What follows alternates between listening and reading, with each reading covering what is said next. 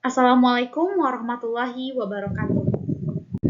Perkenalkan, saya Siti Hardianti Harahap dengan NIM 23016045. Saya berasal dari Program Studi Pendidikan Bahasa dan Sastra Indonesia, Fakultas Bahasa dan Seni. Di sini saya akan menjelaskan tentang keterampilan berbicara dalam bentuk diskusi. Dengan mata kuliah keterampilan berbicara yang dibina oleh Ibu Doktoranda Ermawati Arif MPD. Pertama, pengertian diskusi. Menurut Armai Arif, diskusi berasal dari bahasa Latin yaitu diskursus dengan akar kata dis yang berarti memisahkan dan kucur yang berarti menggoyangkan atau memukul. Jadi dapat dikatakan diskusi adalah menjelaskan sesuatu dengan mengklarifikasikan ataupun memecahkannya.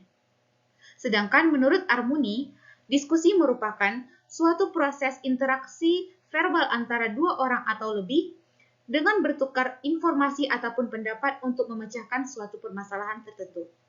Sedangkan menurut Kamus Ilmiah Populer, diskusi adalah berbagai pendapat ataupun perspektif mengenai isu-isu yang dibicarakan. Jadi, dapat kita tarik kesimpulan bahwa diskusi merupakan kegiatan membicarakan permasalahan yang harus dipecahkan antara dua orang atau lebih dengan bertukar ide, gagasan, pikiran, ataupun pendapat. Kedua adalah langkah-langkah berdiskusi. Langkah pertama adalah presentasi atau penyajian, yaitu menyajikan topik atau permasalahan yang akan didiskusikan, di mana topik ini harus menarik dan merangsang para peserta diskusi untuk mengeluarkan ide dan pendapatnya.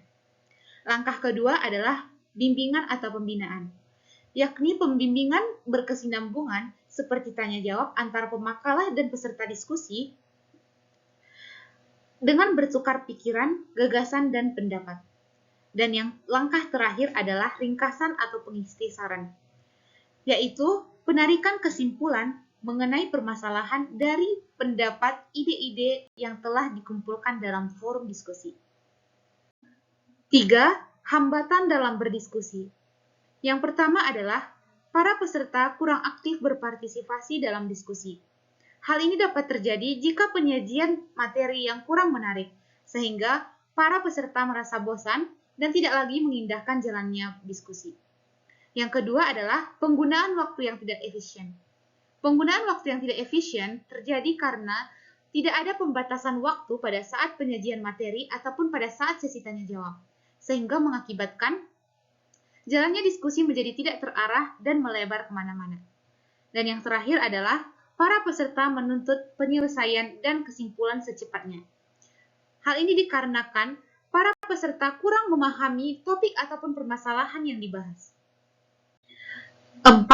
Penempatan tempat duduk saat berdiskusi. Yang pertama, formasi huruf U. Formasi ini disusun dengan meja dan kursi membentuk huruf U. Formasi ini biasanya digunakan dalam diskusi kelas, diskusi kelompok, diskusi presentasi, ceramah, dan sebagainya. Yang kedua, formasi corak tim. Formasi ini disusun dengan meja yang membentuk setengah lingkaran dengan kursi yang saling berhadap-hadapan. Biasanya formasi ini digunakan agar rekan setim dapat bertukar pikiran. Yang ketiga, formasi meja konferensi. Formasi ini disusun dengan satu meja yang dikelilingi oleh kursi-kursi.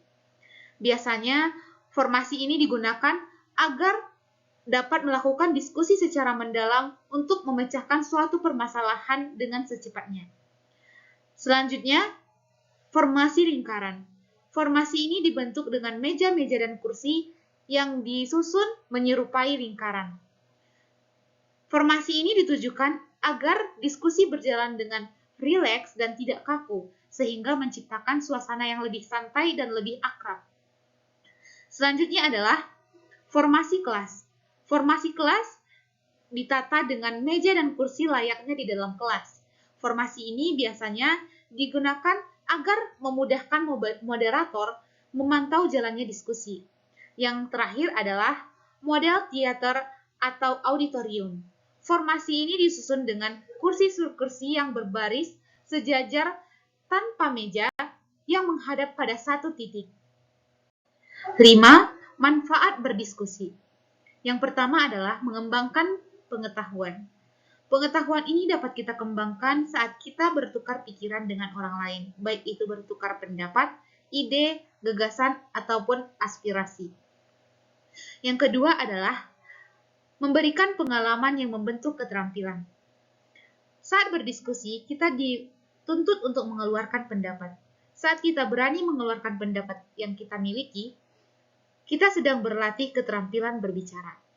Yang ketiga, mengembangkan sikap dan cara berpikir logis, kritis, dan analitis. Hal ini kita dapatkan saat kita sudah sering mengikuti diskusi, sehingga kita dapat memandang sebuah permasalahan itu dari berbagai sudut pandang dan menemukan solusi yang lebih tepat.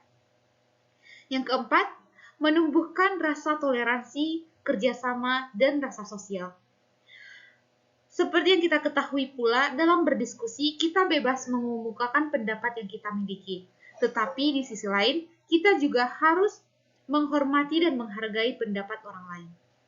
Dan yang terakhir adalah kita berlatih mengemukakan pendapat dan isi pikiran kita.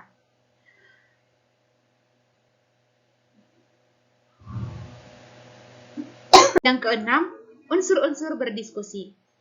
Pertama, unsur materi. Unsur materi adalah topik atau tema permasalahan yang akan kita diskusikan, di mana topik ini harus menarik dan dibatasi. Yang kedua adalah unsur manusia. Unsur manusia terbagi menjadi moderator, yaitu orang yang memandu dan mengatur jalannya presentasi.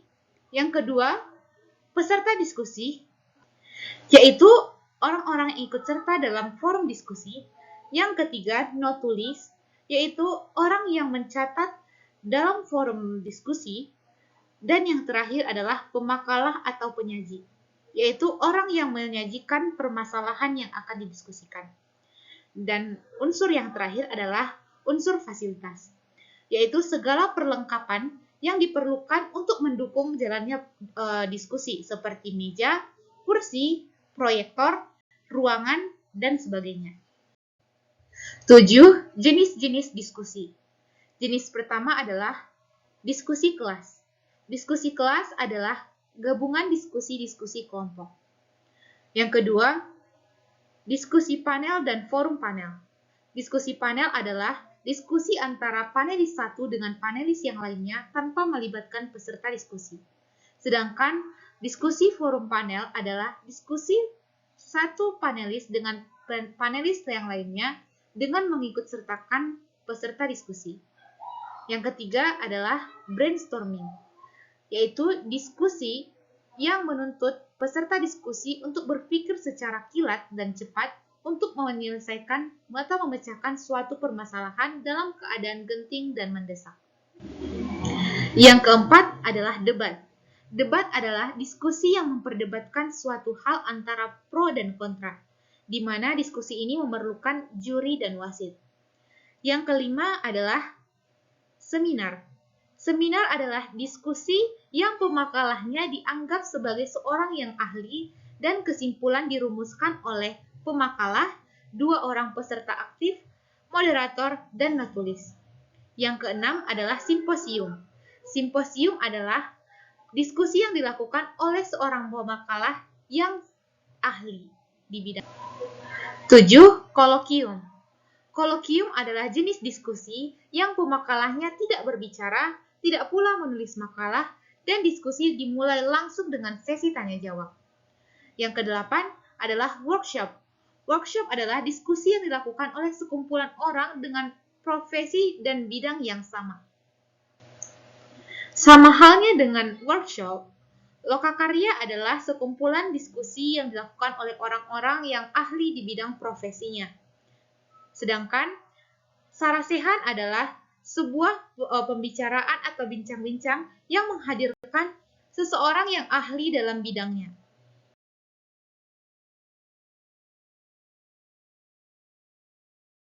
Sekian dari presentasi saya hari ini. Assalamualaikum warahmatullahi wabarakatuh.